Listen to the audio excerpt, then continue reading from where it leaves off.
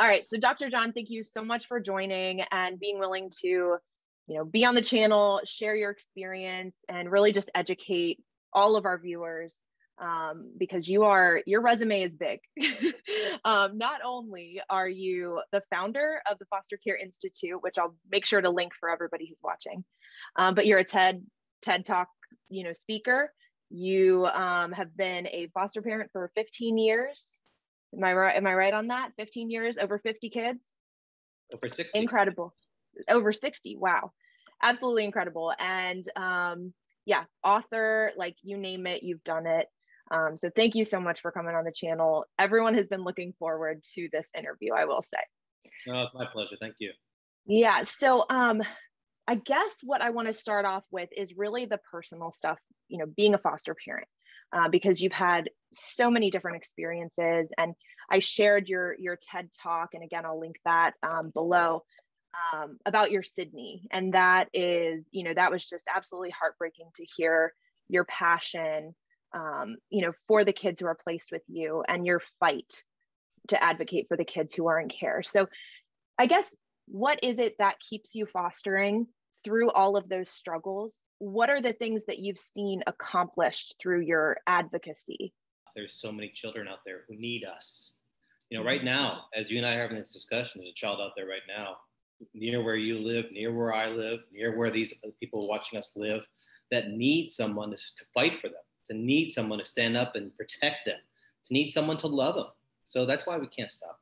I've seen so many successes, so many successes. I think of the 13-year-old who came to our house, sibling, oldest brother of 4 other siblings, who came to us from a house of just horrors, absolute horrors. And he was so troubled, filled with anger, on the wrong track, incredibly bright, on the wrong track. And I think now graduated from college with a fantastic degree, working right now. I'm going to come visit us very soon. I think of the 17-year-old who came to us, filled with tremendous anxiety due to a variety of levels of abuse over the course of her entire life. So troubled. And now she's working for an agency. She's a mother of 2 wonderful children that my wife and I are grandparents to.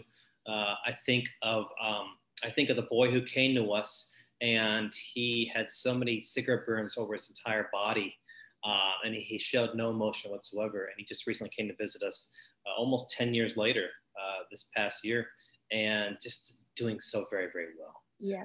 That's just a few of the success stories, but I also think that for me, it's changed me probably more than it's changed these children. Sure, I provided a home of stability and structure and consistency and safety, and of course, unconditional love. Mm-hmm. But for myself, every child's made me a better person in some way. I agree with that 100%.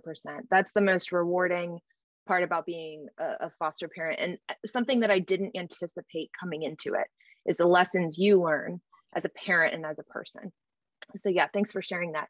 And you talk about all these kids, kind of coming back and visiting, and staying in touch. And something that we like to make sure our viewers really hear is that yes, adoption can be the result of a child being in foster care if parental rights are terminated.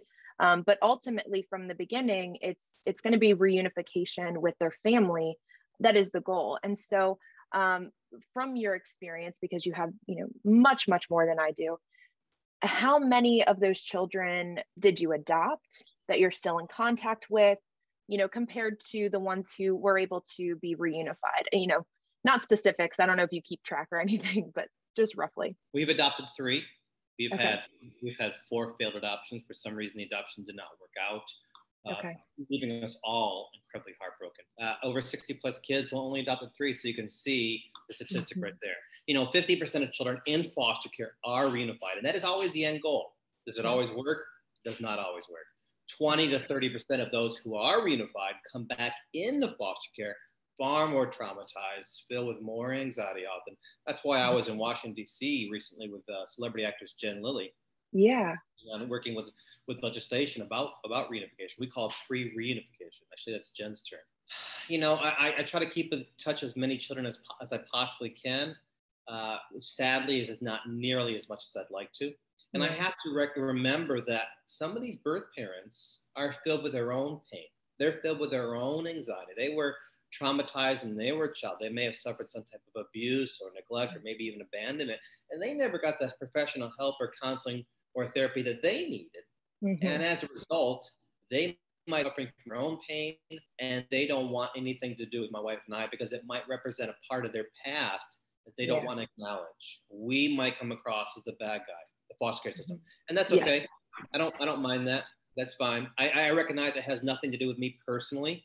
Mm-hmm. When the child's parent shut my wife and I off from communication, we don't take it personally because those parents are dealing with something that they're struggling with something.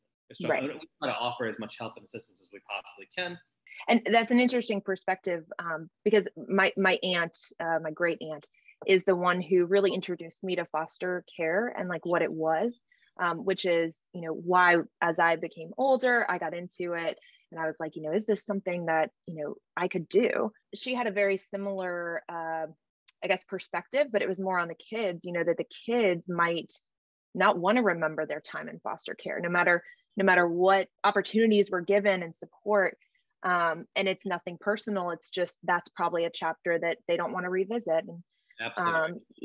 To not take it personally, it's easier said than done, but yeah, no, I totally agree. So you talked about the legislative action that you're taking in DC. Can you talk a little bit about that? Because like those are some of those changes to the system that sometimes feel like a futile effort. Like, you know, we can't make much change. So can you just talk and share what you guys are trying to do there? Well, for some time, the foster care system has been in some sort of crisis, mainly due to the opioid epidemic or COVID, more children coming into a system, not enough foster parents. Agencies and caseworkers are overworked, overwhelmed, under-resourced, under-supported, understaffed, underpaid. And if there are any caseworkers out there, I want to say thank you so much for all that you do. And so they're understaffed, undersupported, overwhelmed. And there's not enough homes for these children to go into. Sometimes the children are reunified with their birth parents sooner than they should. The birth parents may not be ready for it yet. They may still be struggling. They might not have their support systems in place. So sometimes these children are reunified. It can go awry. As I mentioned earlier, 20 to 30% of those reunified come back into care, and sometimes they die. I was actually on the Nancy Grace show recently talking about a little 2-year-old child who was in foster care and reunified with her birth mother, who was also a foster parent, and this 2-year-old tragically was murdered by her mother. You know, those are not, sadly, not unfamiliar stories. Yeah. So what we're trying to bring to legislators is a third step to reunification. Just add an additional step before unification is permanent to ensure that the family has a wraparound services for that family, including after reunification, so they continue to get services, not only for the child, but for those birth parents. It's just an additional step. Yeah, that's incredibly important because sometimes it's not always, but you know, that reunification and that transition period can get rushed. And then once the kids are there, you know, there are some situations where the support kind of leaves, you know.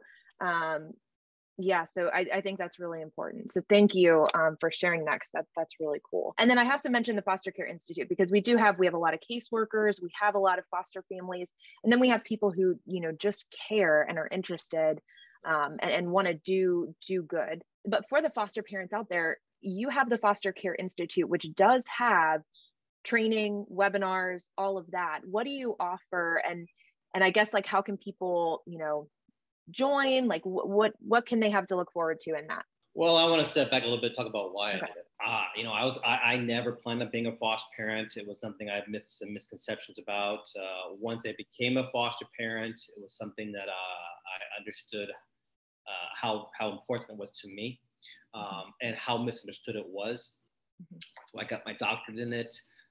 And when I was doing my doctorate, I recognized there was not much out there in regards to resources and support for foster parents from a different perspective, from one who's actually gone through it. So not only did I have my doctorate in foster care and did all the studies and all the research, provided all the data, but I also lived the lifestyle. So I wanted to bring two different perspectives forward for foster parents, because here's the truth. Foster parenting is a very unique lifestyle. Such a unique lifestyle. Hey, 60 plus kids in my home, 11 books, travel the globe, TED Talk, and my family still doesn't understand or appreciate what I truly do. My friends, those closest to me, don't really understand. The only person that truly understands a foster parent's lifestyle, when you're caring for children in your home with trauma and anxiety and disorders and challenges, 24 hours a day, 7 days a week, sometimes without any break. It's tough. It's challenging. It's the hardest thing I've done. Most rewarding, but the hardest thing I've done.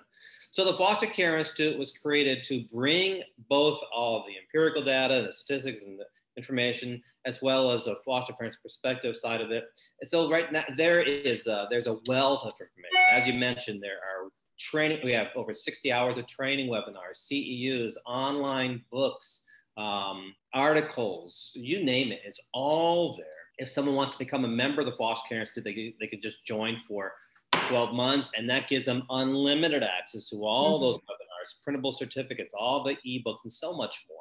You know, it's something that's been very, very dear to me. I've seen how it's helped foster parents, not only in the United States, but globally, and we're to continue to add to it. You know, learning never stops. One of the things I love about traveling the nation and globe, working with other foster parents, is I get to sit down with them, and I get to listen to their stories. I learn from them. I love learning from other foster parents, because every time a child comes into our homes, your home, my home, it's going to be different. It's going to be a unique set of different challenges, because every child is unique. Every child is different. That means it's going to be a different experience every time. It's never boring. To be sure, foster parenting is never boring. Always going to learn something. So we had to learn how to care for these children. We had to learn how to provide the best resources and support for these children. Totally agree. And it's incredibly valuable. I've been on your website. I've been digging around, and the stuff that you have is incredible. And that's why, you know, again, I was excited to bring you on, because there are so many foster parents out there who are struggling to find those really valuable resources. You know, anybody can put stuff out there, but your experience, I mean, there's a reason why you are the international expert consultant. It's awesome. So, and another thing that we were emailing about, and really what caught my eye is, you know, you do consulting, and specifically on foster parent retention.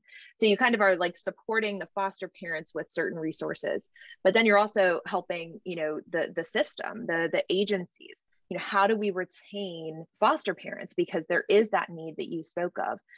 So can you just talk a little bit about like what that looks like and what you've been doing in that area? Sure. I actually help foster care agencies recruit and retain. I tell agencies all the time, you can recruit 10 amazing foster parents, but if 9 of them quit after 18 months, the average length of a foster parent is about 18 months. Then you have, sorry to interrupt. You have like 7 fundamental steps, right? That you offer. Am I remembering that right? That's right. And I'm not going to go into details with that now, but it is important for agencies to recognize how to provide the support foster parents truly need in order to retain them. You know, years ago, we did a study at the Foster Care Institute where we interviewed over 5,000 foster parents and asked them, what's the number one reason why you quit after about 18 months to 2 years? By far, the foster parents cried out to me. They felt they weren't getting the support from the agencies when they're experiencing feelings of burnout, feelings of stress, feelings of grief and loss when a child left, feelings of compassion fatigue, otherwise secondary traumatic stress, even post-adoptive depression syndrome. You know, they felt they weren't getting the support, and the resources from the agencies. Same time, agencies are overworked and overwhelmed and under-resourced. So how do they provide the support systems that the foster parents desperately need? Hey, I have been there when I thought, I can't do this anymore. I am just so tired. I'm so exhausted. I've had as many as 11 kids in my house at the same time, which should be, that's just insane. Were they siblings? Is that why they were able to stay together? Somewhere, yep. 7 in diapers at one point, which should be illegal in all 50 states. That was a nightmare. Wow. Oh my gosh. That was the very smelly Christmas, let me tell you. You know, so I've been there. I've understood where, you know, foster parents are crying out, I can't do this. I need help. Someone please help me. I'm just so worn out. So I show agencies how to provide that kind of help to the foster parents. Yeah. And what about the recruiting? Because I have had some people reach out to me who, I think it was in California, and they're asking me, hey, we want to help our agency recruit foster parents, what's the number one thing? And I'm one person, like I don't have the experience and all the, research that you have had, what can you, how would you answer that? Like in a short little thing? Well, the number one recruiting tool for agencies is other foster parents, to be sure, recommendation. But there are ways that agencies can bring the community together to help recruit. You bring in community leaders, civic leaders, your local legislators, your small businesses, your big businesses, your faith-based organizations, your local media. You tie that all together around the agency and around foster parents to help in the recruitment. You use the many tools that are available in social media and video. When we do recruiting, it's usually a year-long process to look at all of that. The day of sitting up a table at an event, hoping someone's going to sign up for foster parents, is long gone. Mm-hmm. Totally agree with that. So plugging you for the foster parent side, as far as the resources that you have available, but also on the agency side for the recruiting and the retention. Again, you are the expert, and thank you for sharing all of this. So now I'm going to ask some more. Let me think. Some more personal questions that I'm sure people are gonna want to know, and some that I want to know. So one, a question I get a lot as a foster parent: have you seen Instant Family, and how do you feel about it? Have you gotten that question yet? All the time. Haven't seen it. I'll tell you why I haven't seen it. I live that lifestyle, 24 hours a day. So when I watch entertainment, for me, it's escapism. I need to escape. Yeah. I'm surrounded. I'm working with legislators. I'm also working with a lot of agencies and the media. Mm-hmm. Always doing interviews about how foster care goes wrong, or the death of another child, or the horrific abuse of a child. So I have to recognize sometimes I've got to shut that off for my own mental health. Definitely. So I don't watch stories like that. I've heard it's great film. I hope it is. And I think that's wonderful, because it's a way to reach out to others who might consider foster parenting. It's just not something that I watch myself, because from when I'm on TV on to watch something, it's got to be something that's going to make me laugh. Yeah. Well, it's supposed. I mean, it is a funny movie. I'll be honest. I think awareness wise, it does a great job. For me personally, I was not a huge fan. So whenever anybody asked me that question, I kind of cringe, because I don't like being the Debbie Downer saying like, and I didn't really feel like it was all that accurate.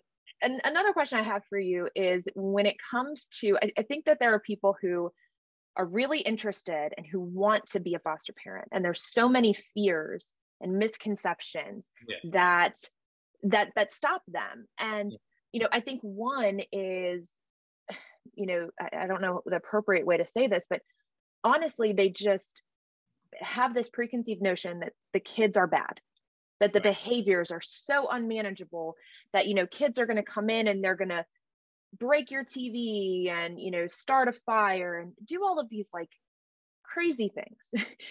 And even though these kids are just kids who, have been through trauma, and, the behavior is a response, and honestly, we haven't experienced much of that. But I guess, what's your perspective on that? And how do you try to change that mindset and help those people kind of get over that fear and really just, dive in? I believed that too. I used to believe that misconception. I used to believe that myth. I used to believe that false truth, if you will. I was there. And then I became a foster parent. And I quickly recognized, oh my gosh, these are children who have been victims. These children are victims. These children want one thing: someone to love them, someone to protect them, someone to keep them safe. So many times when they come into my house, they're not happy to be at my house. Sure. They're scared. They're confused. They're wondering what they might have done wrong. They're wondering if mommy still loves them. They're wondering who these strange people are that's caring for them, myself, my wife, and I. So it takes a time for them to recognize that they're going to be safe, the trust, attachment, whatever it might be. But these children who, listen, I have, as I said, every child's made me a better person. I have been blessed to see children learn how to laugh. I've been blessed to see children learn how to smile. I've been blessed to see children learn how to trust. another person. So how do I express this to others? How do I try to break that misconception, if you will? Mm-hmm. By all that I do, by my TED Talk, by my books, by my interviews, by my articles, by speaking to churches and civic organizations and community events. I just try to, it's one of my 3 goals, 3 missions, pillars, if you will, is to try to break those misconceptions, to bring awareness, because I believe that awareness equals advocacy. Not everybody can be a foster parent. Hardest thing I've done. At the same time, everybody can help a child in some way in their community. And here's the truth. 425,000 children in foster care at this present time. It's always changing. 300,000 children victims of human trafficking in our nation. That means in every single community, there are children who are suffering unimaginable pain. There are children who are being abused, children who are victims of sex trafficking. So while we all can't be foster parents, we all can work in our community and do something. I want to end there because that's so powerful, and I think it does drive people to action. But I have one more question for you. Sure. So another question that we get a lot, and people have preconceived notions about, is the fact that we're a younger family who has 2 children of our own, and in addition to kids who are coming in from care, and we're open to adoption, so we don't know what our family is going to look like in the future. But we get a lot of questions and concerns about, kind of going back to the false truth about, the kids are going to, act out and, hurt our children. But also that shared time, we've gotten really blunt feedback from some viewers, saying that it's unfair to our children. And I'm curious as far as what your experience with your wife, because I do believe you guys do have your own children as well, correct? Through birth and then adoption and foster care. I guess when faced with those concerns, one, did you have that concern going into it? And how old were your kids when you guys started? And what was that experience like for them as kids? I believe my kids were 6, 5, and 3 when we first started, 4, 7, 6, and 4, right around there. Did I have that concern? I'm sure that we did, but I very quickly recognized that my children were learning a whole lot as well. My children are far better people as a result.